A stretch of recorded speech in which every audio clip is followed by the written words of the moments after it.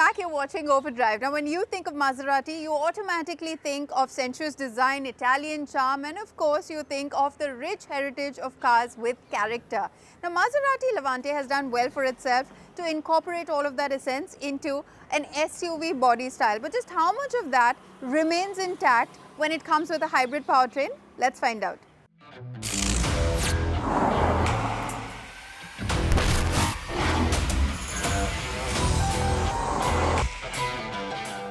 To start with, the Levante GT Hybrid, unlike the name suggests, is only a mild hybrid system that assists a 2-litre turbo petrol with a 48-volt alternator and an electric supercharger.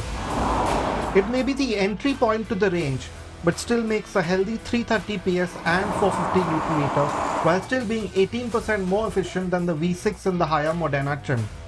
The GT Hybrid is quick, but not blisteringly so. The 0 to 100 kmph time comes in 6 seconds and the top speed is 240 km an hour.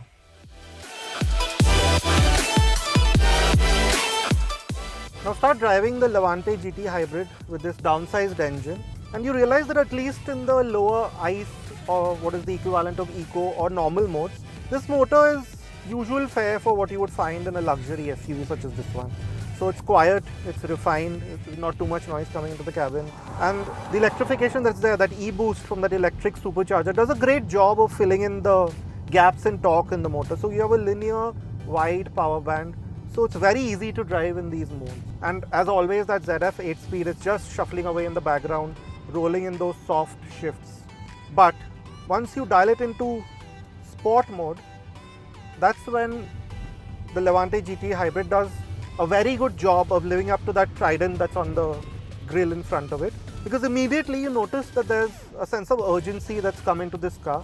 To start with, you can hear it, there's this piped in sound which does a fair job of mimicking, say, a V6 rumble, and it'll even burble and snap right at the top of the rev band when you lift off the gas or upshift. So that's already egging you on. But then the engine becomes much more energetic, it's much more eager to rev out, the throttle response is much sharper. And as you can see, making brisk progress is not very difficult at all. Which brings us to what really stands out when you drive the Levante GT Hybrid, which is the way this fairly large SUV handles a twisty bit of road, with the air suspension lowering down to a very useful height in the sport mode. You have just a bit of tilt and sway, it's nothing unnerving, far from it in fact. For example, the kind of speeds that you can carry when you're just skipping along a twisty bit of road is really quite endearing. There's a lot of grip coming through the car, so you can hold very high speeds in corners. The car stays perfectly stable. There's a little bit of twitching and skipping when you really push it hard, but it's more engaging than anything else. And again, sort of egging you on further is the steering.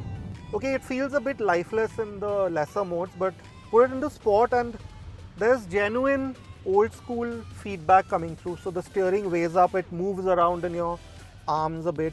Not enough to maybe scare you or for us to call it kickback, but just enough to let you know exactly what the front of the car is doing. And now with the lighter engine, the smaller lighter engine, the front too feels really sharp and darty, so it's quite eager to tuck into a corner to sort of, hold its line well. There are some blink and miss styling updates to go with the first wave of these electrified models from Maserati. So the red from the Maserati Trident is now gone, while the distinct 3 side ports too now have a blue highlight to them.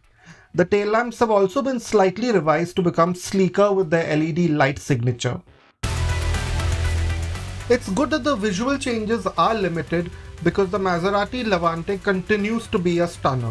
Even in this plain white shade, the front with the caved-in grille and white lamps looks angry yet elegant. That it still looks contemporary and almost timeless is a great measure of how well this SUV was styled to begin with.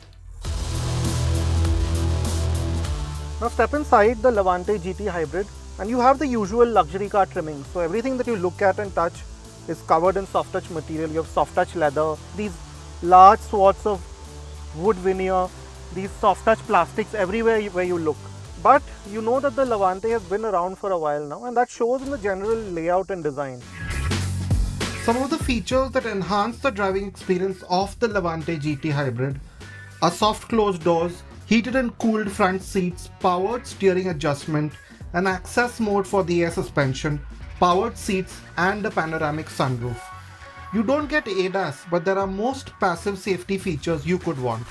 Now, if you bought something like the Levante GT Hybrid, invariably you will spend a lot of time in the back seat.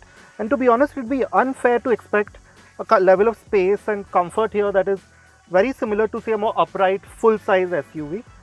But the Levante does well for what it is. So while you don't have that much headroom if you are a tall adult, for me, I'm a medium-sized adult, 5'6" kind of is my height. For me, it's fine. Same with the amount of leg and knee room. In fact, that's quite a bit of it for me.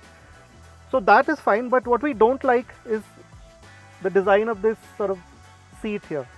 You don't have that much under-thigh support, but a bigger problem is this panel that sort of juts out.